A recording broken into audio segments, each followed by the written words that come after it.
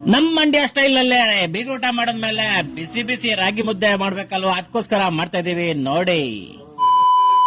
ನಮಸ್ಕಾರ ಸ್ನೇಹಿತರೆ, ಭಾನುವಾರದ ದಿನಚರಿಗೆ ಸ್ವಾಗತ ಸುಸ್ವಾಗತ. ನೋಡಬಹುದು ಸ್ನೇಹಿತರೆ, ಮಟನ್ ಸಾಂಬಾರ್ ಪುಡಿನ ರೆಡಿ ಮಾಡ್ಕೊಳ್ತಾ ಇದ್ದೀನಿ.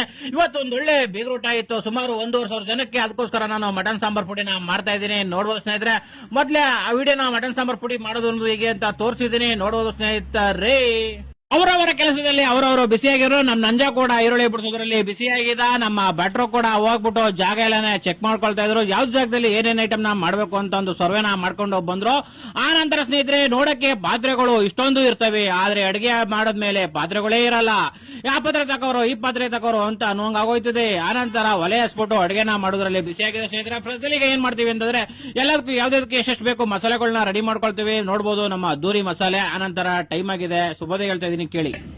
ಹಾಯ್ ಹಲೋ ನಮಸ್ಕಾರ ಸ್ನೇಹಿತರೆ, ನಾವು ಬಂದಿದ್ದೇವೆ ಒಂದು ನೆರವಿಯ ಕಾರ್ಯಕ್ರಮ ಅಂತಂದ್ಮೇಲೆ ಸುಮಾರು ಕೆಲಸಗಳಿರಲ್ವಾ, ಆ ರೀತಿಯಾಗಿ ನಾವು ಕೆಲಸ ಮಾಡೋದಲ್ಲಿ ಬಿಸಿಯಾಗಿದ್ದೇವೆ. ನೋಡ್ಬೋದು, ಈರುಳ್ಳಿ ಕಟಿಂಗ್ ಅಲ್ಲಿ ನಾನು ಬಿಸಿಯಾಗಿದ್ದೇನೆ.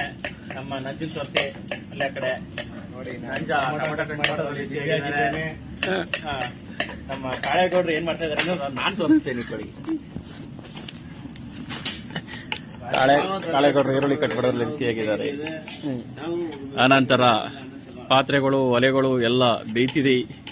ಬಾಯಿಗೆ ರುಚಿ ಇಲ್ದೇನೆ ತಿಂಡಿನೇ ಹೋಗಲ್ಲ ಅಂತಾರೆ. ಅದಕ್ಕೋಸ್ಕರ ಬೆಸ್ಟ್ ಬೆಳಗ್ಗೆನೆ ಈಲಿ ಗುಡ್ಕಾಯಿ ಫ್ರೈ ಮಾಡಿ ಆನಂತರ ಟೊಮೊಟೊ ಬಾತ ಮಾಡಿ ಕೊಟ್ಟೋ ಸ್ನೇಹಿತರೆ.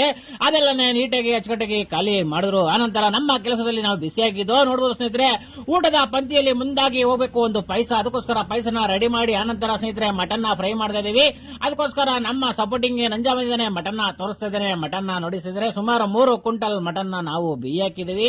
ಈ ಬಿಸಿಲಲ್ಲಿ ಸೂರ್ಯ ಅಂತ ಇದೆ. ಸೂರ್ಯ ಯಾಕೋ ನನಗೆ ಇವತ್ತು ಫುಲ್ ಟಾರ್ಚರ್ ಕೊಟ್ಬಿಟ್ಟ. ಇವತ್ತು ಯಾವ ರೀತಿ ಆಗಿದೀವಿ ಅಂದ್ರೆ, ಈ ಮಟನ್ ಬೇಯಿಸೋಕೆ ಫುಲ್ ಬೆಂಡಾಗೋಗಿದ್ದು. ಆನಂತರ ಮಟನ್ ಕೂಡ ಆಗಿತ್ತು. ಮಟನ್ ಎಲ್ಲ ಸಪರೇಟ್ ಪಾತ್ರೆಗೆ ಬಸ್ಕೊಳ್ತಾ ಇದೀವಿ. ಆನಂತರ ಸ್ನೇಹಿತರೆ ನೋಡಬಹುದು, ನಮ್ಮ ಮಂಡ್ಯ ಸ್ಟೈಲ್ ಬೆಣ್ಣೆ ರಾಗಿ ಮುದ್ದೆ ಮಾಡ್ಬೇಕಲ್ವಾ, ಅದಕ್ಕೋಸ್ಕರ ಮಾಡ್ತಾ ಇದೀವಿ. ನಮ್ಮ ಸ್ನೇಹಿತರೆಲ್ಲ ಎಷ್ಟು ಆಕ್ಟಿವ್ ಆಗಿ ಮಾಡ್ತಾ ಇದಾರೆ ನೋಡಿ ಸ್ನೇಹಿತರೆ.